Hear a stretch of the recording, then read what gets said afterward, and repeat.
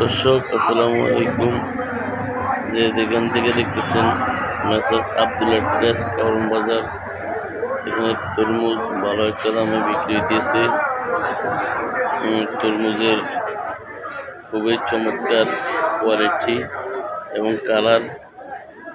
অত্যন্ত আনন্দের সাথে আপনারা তরমুজ কিনতে পারবেন। মোটামুটি খুবই চমৎকার, রমজান মাস, ভালো একটা কোয়ালিটি কালার।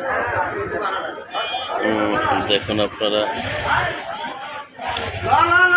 তরমুজের চাষ এমন একটা ব্যাপারী। এই যে আসসালামু আলাইকুম ব্যাপারী সাহেব, ভালো আছেন?